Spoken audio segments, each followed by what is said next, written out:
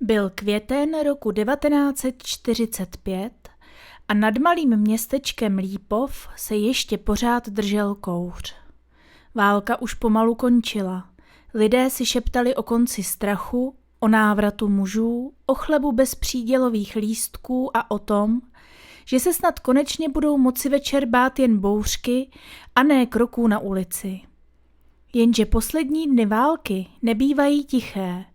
Bývají zmatené, plné rozkazů, útěků, výstřelů a omylů, na které se pak lidé myslí celý život. Na kopci nad městem stála okresní nemocnice. Nebyla velká, ale sloužila všem z okolních vesnic. Toho večera byly chodby plné zraněných, unavených lidí a matek, které tiskly děti k sobě. Všude bylo málo světla, málo léků, málo čistého prádla a málo rukou. A právě té noci začaly rodit 2 ženy. První se jmenovala Anna Dvořáková. Bylo jí 27 let. Měla tmavé vlasy a tvář tak bledou, jako by z ní poslední roky vysály všechnu barvu. Její muž Josef čekal za dveřmi porodního pokoje. Byl truhlář, tichý člověk s pevnýma rukama. Za války přišel o bratra, o část dílny i o kus radosti, ale když slyšel první pláč své dcery, opřel se o zeď a rozplakal se. Máte holčičku, oznámila mu porodní asistentka. Josef jen přikývl. Nebyl schopný slova. Bude se jmenovat Eliška, zašeptala Anna, když jí dítě položili k tváři. Ve vedlejším pokoji rodila Marie Králová. Byla žena z hospodářské rodiny za kostelem, pevná, pracovitá a zvyklá nedávat strach najevo. Její muž Karel seděl na chodbě, lokty opřené o kolena a díval se do země.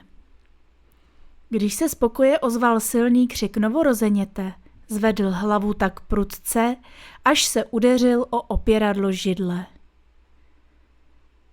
Tak další holčička, řekla sestra. Marie se unaveně usmála. Aneška, řekla. Bude to naše Aneška. 2 holčičky se narodily během jediné noci. 2 ženám, které se znaly jen od vidění. A přece nebyly úplně cizí. Rodiny Dvořákových a Králových byly kdysi dávno příbuzné přes 2 sestry z jedné strany staré chalupy. Jenže čas, staré hádky, opole a potom válka z nich udělali lidi, kteří se na ulici pozdraví, ale domů by na kávu jeden k druhému nešli. Kdyby té noci zůstala nemocnice klidná, příběh by skončil 2 šťastnými návraty domů. Jenže krátce po půlnoci se ozvalo odstřelování. Nejdřív vzdálené, potom blíž. Budova se otřásla. V chodbě se vysypalo okno, někdo zakřičel, že musí rychle do sklepa. Děti, vezměte děti, zvolala stará porodní asistentka Havelková. Pomáhala jí mladá praktikantka Růžena. Bylo jí teprve 19 a ruce se jí třásly tak, že sotva dokázala zavázat uzel na dece. Na 2 malých lůžkách ležely 2 novorozené holčičky. U každé byla kartička se jménem matky. Dvořáková, Králová. Další rána otřásla nemocnicí. Lampa zhasla, všude byla tma, křik a spěch. Děti zabalily do dek, matky odnášely na slamníky do sklepa, zranění se tlačily na schodišti a 2 papírové kartičky sklouzly na mokrou podlahu. A nikdo si toho nevšiml. Ve sklepě bylo chladno a páchlo to uhlím. 2 miminka položili do prádelních košů vystlaných dekami. Která je Dvořáková? Zeptala se Růžena. Paní Havelková se zadívala na 2 zavinuté děti. Byla unavená. Za posledních 24 hodin skoro nespala. V hlavě jí hučelo, všude kolem plakali lidé a nahoře možná hořela část nemocnice. Tahle, řekla nakonec a ukázala na dítě vlevo. To je Dvořáková. Růžena přikývla a právě v té chvíli se změnily 4 životy. Ráno bylo po všem. Nemocnice stála, ale byla poničená. Část záznamů zvlhla, některé stránky porodní knihy byly očouzené a několik papírových kartiček se už nikdy nenašlo. Paní Havelková si na okamžik vzpomněla na ten zmatek ve sklepě, ale strach hned zahnala. Přece si to pamatovala správně. Musela. O 3 dny později si Anna s Josefem odnesli domů holčičku, které říkali Eliška. Marie s Karlem si odvezli na statek holčičku, které říkali Aneška. A obě matky plakaly štěstím. Oba otcové nesli své dcery tak opatrně, jako by nesli celý nový svět. A nikdo z nich netušil, že každá rodina odchází s dítětem, které nebylo jejich krví, ale velmi brzy se mělo stát jejich srdcem. Dům Dvořákových stál na konci Lípova u potoka. Byl malý, s nízkou střechou, starou lípou u branky a dílnou vzadu na dvoře. Josef tam po válce znovu opravoval nábytek. Vyráběl dveře, židle, kolébky a rakve. Anna šila lidem kabáty, zkracovala kalhoty a z látek, které by jiní vyhodili, dokázala udělat nádherné dětské šaty. Eliška vyrůstala v tichém, laskavém domově. Byla drobná, tmavovlasá a pozorná. Nemluvila mnoho, ale všechno sledovala. Sedávala u okna a kreslila. Kreslila lípu, otcovi ruce, matčinu špulku nití, potok za zahradou i starou lavici v kuchyni. Po kom to dítě je, říkávala Anna s úsměvem. Josef vždycky pokrčil rameny. Po sobě. A tím to pro něj skončilo. Eliška byla jeho dcera. Tečka. Vyřezal jí malého koníka, učil jí poznávat vůni dřeva a večer jí četl nahlas, i když sám četl pomalu a musel některá slova slabikovat. Statek Králových byl jiný svět. Stál za kostelem, obklopený stodolou, chlévem a velkým dvorem. Ráno tam kokrhali kohouti, popolední vonělo seno a večer se z kuchyně linula pára z brambor. Aneška rostla mezi zvířaty a prací. Byla živější než Eliška. Hlasitá, zvídavá a tvrdohlavá. Ráda běhala bosá po dvoře, hladila telata a uměla se umazat dřív, než Marie stačila říct dávej pozor. Ale nejvíc milovala knihy. To Karla překvapovalo. Dítě ze statku má mít ruce v hlíně, ne pořád na papíře, bručel. Marie se usmívala. Třeba z ní bude učitelka. Nejdřív, ať se naučí pořádně zamést dvůr. Ale když si myslel, že ho nikdo nevidí, stál Karel ve dveřích a poslouchal, jak Aneška nahlas čte. A byl na ní pyšný. Jen to neuměl říct. Eliška a Aneška se poprvé opravdu spřátelili ve škole. Bylo jim 6 let a pan učitel Holub je posadil do jedné lavice. Eliška byla tichá. Anežka neposedná. Jedna kreslila do krajů sešitu, druhá pod lavicí četla knížku. Ty skoro nemluvíš, řekla Anežka první den. Mluvím, odpověděla Eliška. No tak proč nemluvíš? Nemám co. Anežka se zamyslela. To je vlastně chytré. A od té chvíle byly kamarádky. Nebyly spolu pořád. Anežka měla kolem sebe hodně dětí, Eliška raději jednu duši než celý hlouček. Ale vždycky si k sobě nějak našli cestu. Chodili spolu ze školy, sedávali u řeky, vyměňovali si knihy a Eliška Anežce kreslila obrázky na volné listy. Nikdo v jejich přátelství nehledal nic zvláštního. Jen dvě děvčata, která si rozuměla. Čas plynul. Roky po válce nebyly lehké, ale byly živé. Lidé opravovali domy, sázeli stromy, rodili se děti a na náměstí se znovu hrála muzika při pouti. Dvořákovi i královi se potkávali častěji díky děvčatům. Anna s Marií spolu někdy prohodili víc než pozdrav. Josef Karlovi opravil vrata od stodoly, Karel Dvořákovým přivezl pytel brambor, když byla špatná úroda. Staré rodinné neshody pomalu bledly. Nikdo netušil, že je spojuje mnohem víc než minulost. Když bylo děvčatům 9 let, přišlo jaro, které změnilo všechno. Byl teplý květnový den. Škola skončila dřív a děti se rozběhly k řece. Voda byla po deštích vyšší, ale u břehu se zdála klidná. Chlapci začali stavět hráz z kamenů, děvčata si máčela nohy a smála se.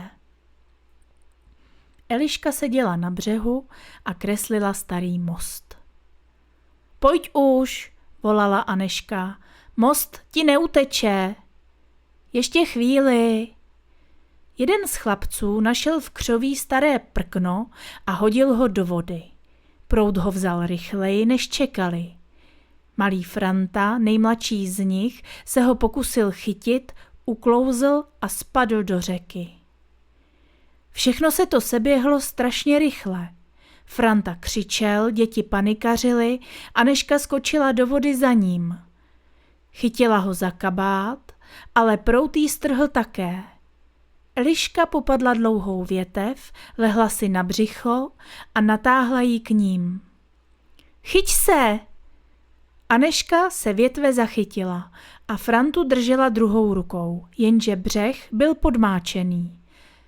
Hlína pod Eliškou povolila. Spadla do vody. Křik dětí přivolal dospělé z nedalekých luk. Jako první přiběhl Josef Dvořák. Když uviděl Elišku mizet pod hladinou, skočil do řeky bez zaváhání. Starý pan Vacek pomohl vytáhnout Anežku s Frantou a Josef se vrhl po Elišce. Vytáhl ji promodralou, kašlající a napůl bezvládnou. Anna přiběhla o chvíli později. Eliško! Dívka otevřela oči. Maminko! Byla živá, ale při pádu si zlomila nohu a silně se udeřila do boku. Odvezli ji do nemocnice na kopci. Do té samé nemocnice, kde se před 9 lety narodila. Tam začalo tiché odhadování pravdy. Ne jako v románu, kde někdo vytáhne dopis a všechno se rázem vysvětlí. Nejdřív to byl jen pocit. V nemocnici už nepracovala paní Havelková. Zemřela 3 roky po válce, ale Růžena, tehdejší praktikantka, tam zůstala. Bylo jí 28 let, byla už zkušenou sestrou a většinu času sloužila na dětském oddělení. Když přivezli Elišku Dvořákovou, pomáhala jí ukládat na lůžko. A pak se zarazila. Nebyla to myšlenka, spíš takové bolestivé píchnutí někde hluboko uvnitř. Dívka na posteli měla zvláštní tvar očí. Ne tvář Dvořákových, ne Josefovu bradu, ne ani na ústa. Růžena to nedokázala pojmenovat, ale něco v ní stuhlo. Téhož odpoledne přišla do nemocnice Marie Králová s Aneškou. Aneška měla jen odřeniny a horečku z prochladnutí, ale Marie trvala na kontrole. Růžena vyšla na chodbu právě ve chvíli, kdy Aneška seděla na lavici pod oknem. Vlasy měla rozcuchané, na tváři škrábanec a v klíně sevřenou čepici. Vedle ní seděla Marie. Růžena se zastavila. A najednou se jí vybavil sklep. Tma, 2 dívky, 2 deky. A otázka. Která je Dvořáková? A odpověď paní Havelkové, tahle. Růženě se udělalo nevolno. Sestro, oslovila jí Marie, je vám dobře? Je, odpověděla rychle, jen jsem se zamyslela. Celý večer pak nemohla pracovat klidně. Po službě sešla do nemocničního archivu. Porodní kniha z roku 1945 byla uložená ve skříni s dalšími záznamy. Desky měla ohořelé na rohu, Růžena ji otevřela a našla květnové zápisy. U obou porodů bylo všechno zapsáno stručně. Anna Dvořáková, dcera, Marie Králová, dcera. Čas porodu byl čitelný, ale poznámky u obou záznamů byly rozmazané vodou. Jména novorozeňat byla dopsaná později jiným ingoustem. Eliška, Aneška. Růžena seděla nad knihou dlouho, pak ji zavřela. Ne, zašeptala. To není možné. Jenže od té chvíle už předtím nemohla utéct.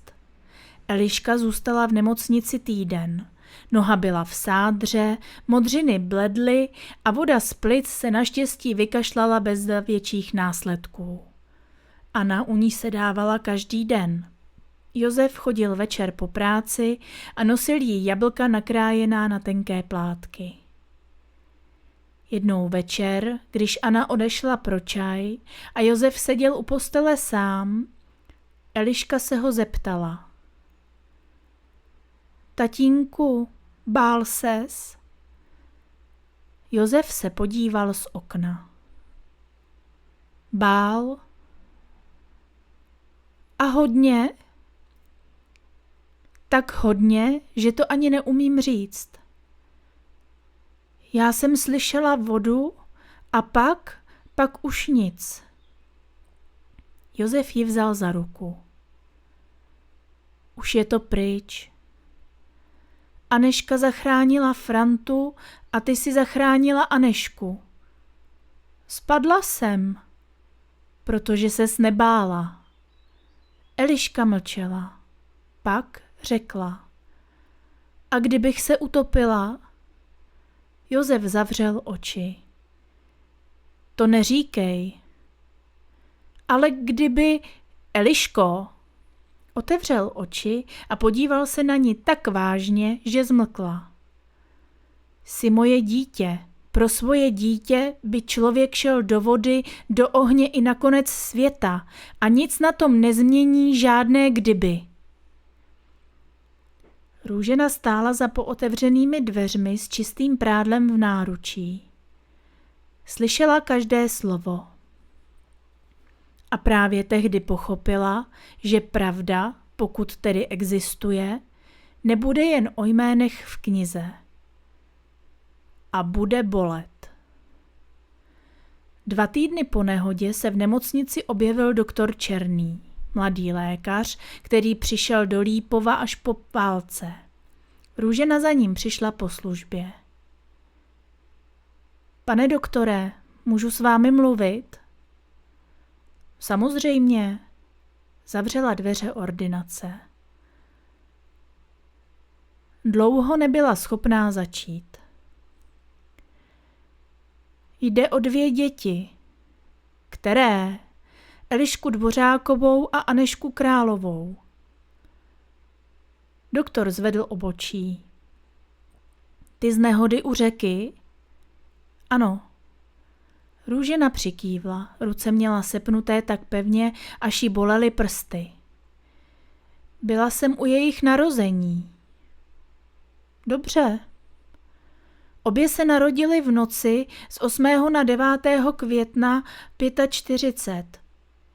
Doktor mlčel.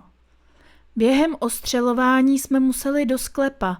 Byla tma, kartičky se ztratily, paní Havelková potom rozhodla, které dítě patří které matce.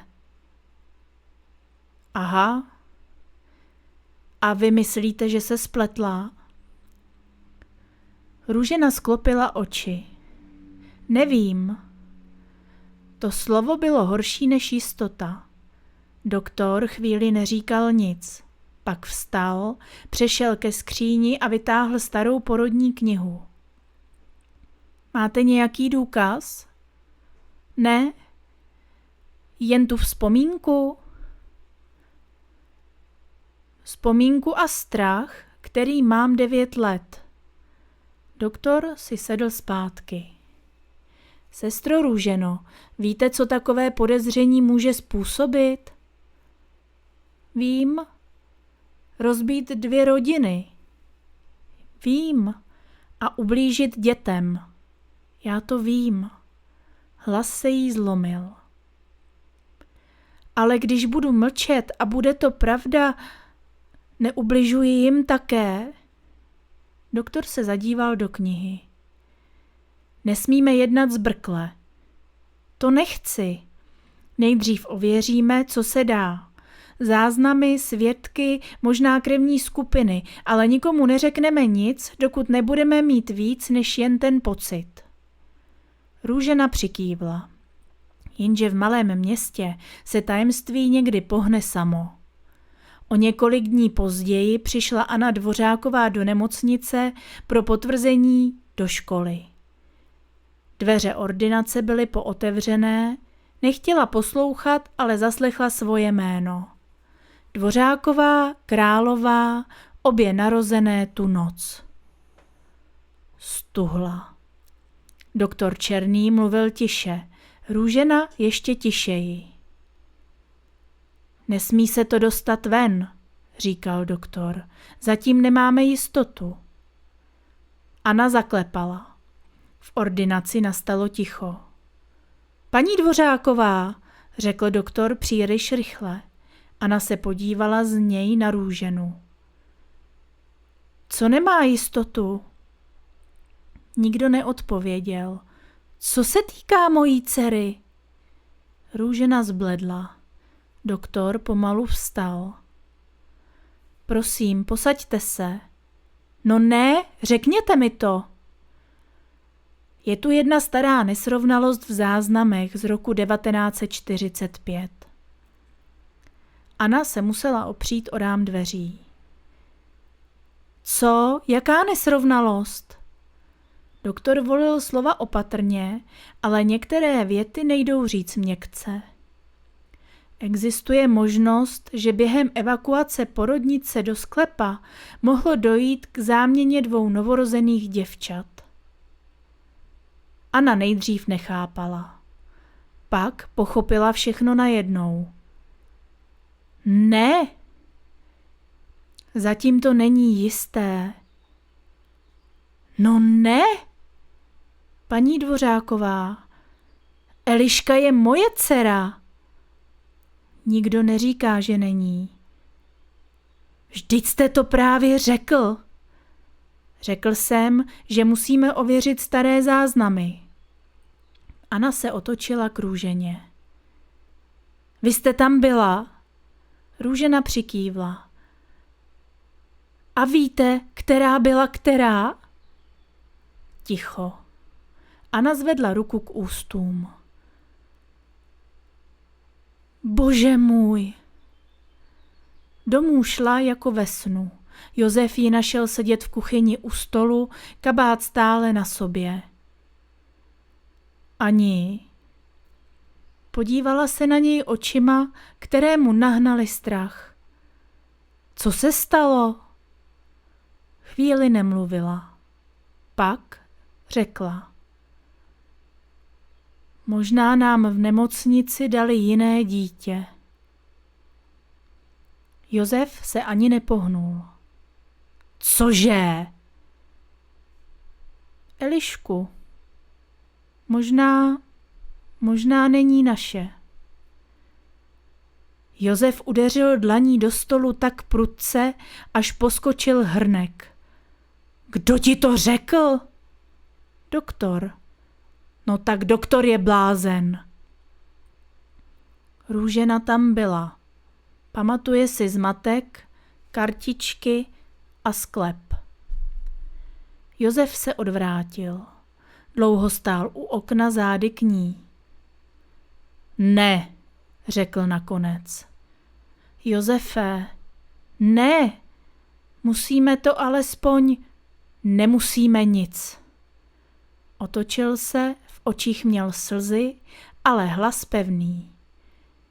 Já jsem si ji odnesl domů, já jsem jí vyřezal první hračku, já jsem jí držel, když se bála bouřky, já jsem jí vytáhl z řeky a ty mi teď řekneš, že není naše? Anna plakala. Já neříkám, že není naše, jen, že možná není naší krve. Krev, řekl Josef hořce. Krev lidem za války tekla po cestách. A co z toho bylo? Nic. Dítě nedělá krev. Anna vstala a objala ho. Já vím, nikomu to neřekneme. A co když je někde jiná matka, která má naše dítě? Ta věta mezi nimi zůstala viset jako těžký kámen. Ve stejný večer se zpráva dostala i ke královým. Doktor Černý udělal to, co musel. Pozval si Marii a Karla do nemocnice a řekl jim totéž. Karel nejdřív mlčel, potom se zasmál, krátce a nevěřícně. Proboha, to je nesmysl.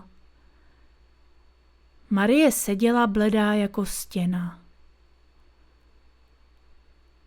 Mluvíte o Anešce? Mluvím, řekl doktor. A o Elišce Dvořákové. Ne, řekl Karel. A tím to končí. Vstal. Karle, zašeptala Marie. Ne, nikdo nám nebude po 9 letech vykládat, že naše dítě není naše.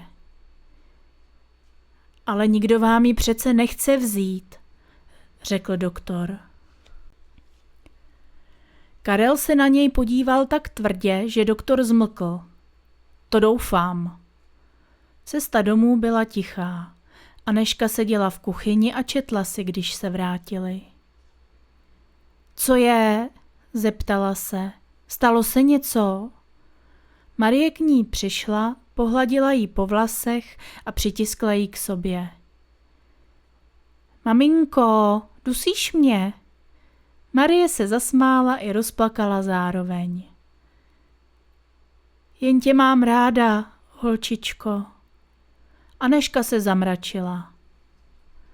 To vypadá, jako by se něco stalo. Karel postavil čepici na stůl. Nic se nestalo. Ale stalo, jen to ještě neuměli říct. Následující týdny byly nejhorší.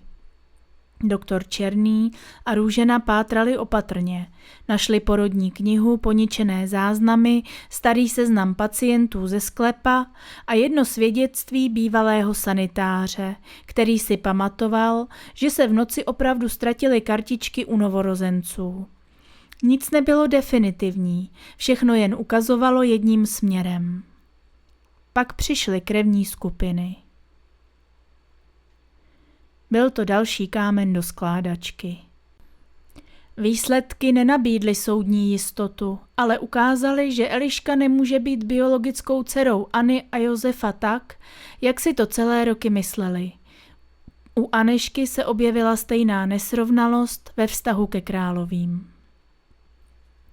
Když to doktor řekl oběma rodinám společně, nikdo nekřičel. To bylo horší. Seděli v malé nemocniční místnosti Anna, Josef, Marie, Karel, Růžena a doktor Černý. Za okny kvetly kaštany. Uvnitř se rozpadal svět. Chci vidět všechny papíry, řekl Karel. Doktor mu je podal. Karel je prohlížel, ale bylo vidět, že písmena nečte. Josef seděl vedle Anny a držel ji za ruku. Marie se dívala na Růženu. Vy jste to věděla? Růžena zavrtěla hlavou. Ne, kdybych to věděla, řekla bych to hned. Marie se zvedla.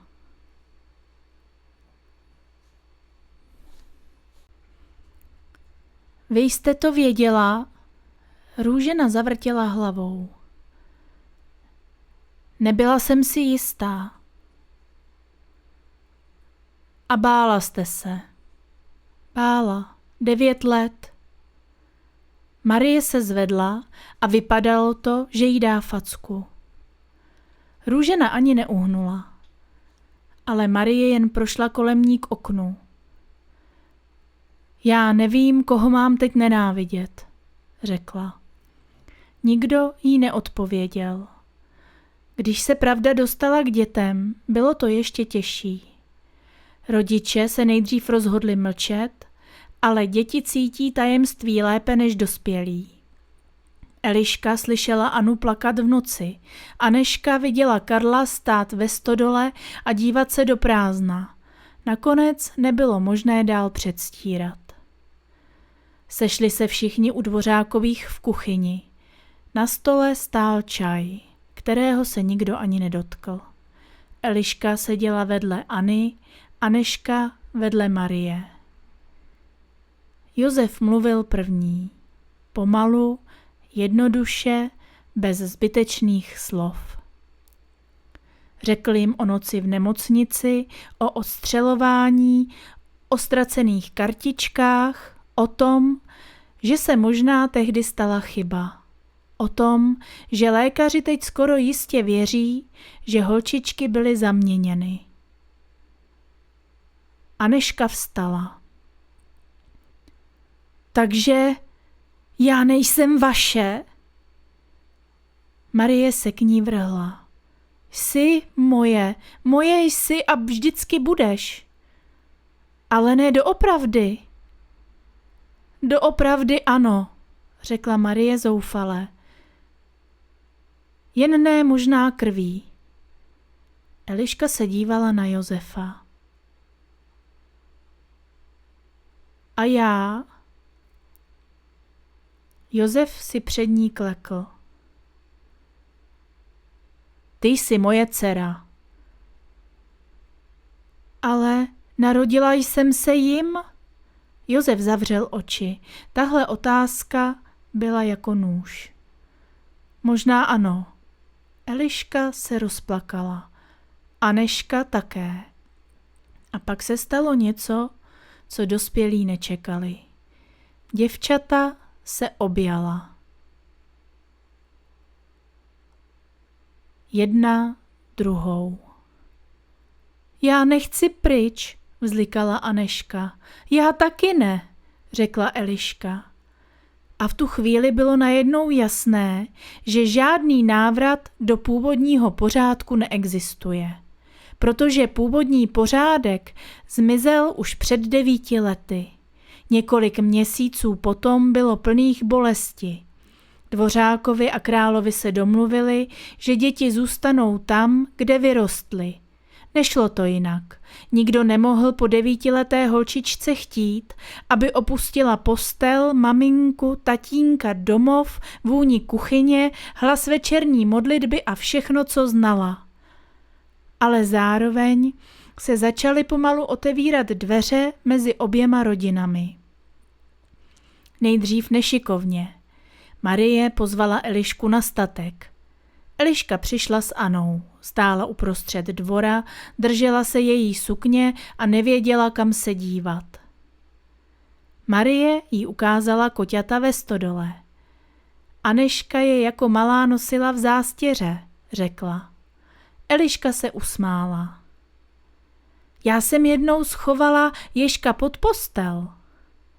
Anna se překvapeně zasmála. To jsem nevěděla, protože jsi ho našla až za tatínkovou botou. A smáli se všichni 3. Jindy přišla Anežka k Dvořákovým. Josef jí ukázal dílnu. Anežka přejela rukou po hladkém prkně. To je lípa? Josef se zarazil. Je? Voní jinak než smrk. Josef se na ní podíval. Ty to poznáš? Nevím, asi jo. V hrdle se mu sevřelo něco, co nebyla jen bolest. Byla to i něha. Postupně se učili žít s pravdou. Nebylo to jako v pohádce. Neproběhlo jedno odpuštění, jedno obětí a všechno nebylo hned dobré. Byly dny, kdy Anna nemohla vidět Marii, protože jí bolelo pomyšlení, že právě ona porodila Elišku. Byly dny, kdy Karel žárlil na Josefa, protože Anežka v jeho rodině a dílně zářila radostí. Byly večery, kdy Marie stála u postele Anežky a ptala se sama sebe, jestli má právo jí říkat dcero. A pokaždé odpověď přišla stejně.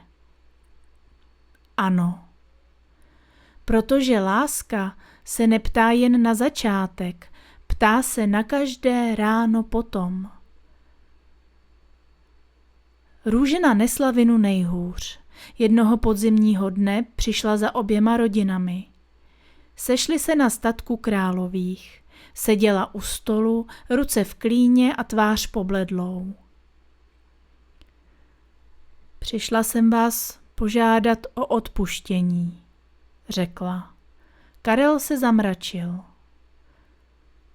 Odpuštění není pytel mouky, který člověk jen tak podá přes stůl. Já to vím. 9 let jste mlčela. Mlčela. Proč? Růžena zvedla oči. Protože jsem byla zbabělá, protože jsem si namlouvala, že se paní Havelková nemohla splést. Byla jsem mladá, bála jsem se zničit lidem život kvůli vlastní pochybnosti. Anna se zeptala tiše. A teď jste nám ho nezničila? Růžena se rozplakala. Možná ano. A potom dlouho bylo ticho. Pak Josef řekl. Ne. Všichni se na něj podívali. Vy jste nám životy nezničila. Růžena zavrtěla hlavou. Ale děti jste tehdy dostala do sklepa, přežili. Josef mluvil pomalu. Ano, stala se chyba. Strašná chyba. Ale stala se v noci, kdy lidé umírali, kdy byla tma a nemocnice se třásla. Já vás za ní nedokážu nenávidět. Anna se rozplakala znovu. Marie přikývla. Já ještě nevím, jestli vám odpustím, řekla, ale chci k tomu dojít. Růžena sklonila hlavu. To mi stačí. Zima toho roku byla dlouhá, ale klidnější. Eliška a Anežka spolu trávili víc času, ne jako sestry, spíš jako dvě dívky, které stály uprostřed tajemství většího, než byly oni sami. Jednou šli spolu po cestě podél řeky. Voda byla nízká, tichá, pokrytá tenkou krustou ledu u břehů. Zlobíš se? Zeptala se Eliška. Na koho? Nevím, na mě. Anežka se zastavila. Proč bych se měla zlobit na tebe? Protože jsem měla být u vás. Anežka kopla do kamínku. A já u vás. Mrzí tě to? Anežka dlouho přemýšlela. Mrzí mě, že to bolí maminku. To mě taky. Ale kdyby nás tehdy nevyměnili, nebyli bychom my. Eliška se na ní podívala. Jak to myslíš? Já bych nebyla Anežka ze statku a ty bys nebyla Eliška od potoka. Byli bychom někdo jiný. Eliška přikývla. A chtěla bys být někdo jiný? Anežka zavrtěla hlavou. Nechtěla.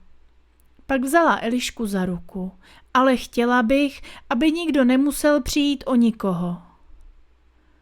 A právě k tomu se dospělí pomalu propracovali. Na jaře následujícího roku se poprvé slavily narozeniny obou dívek společně. Bylo jim 10.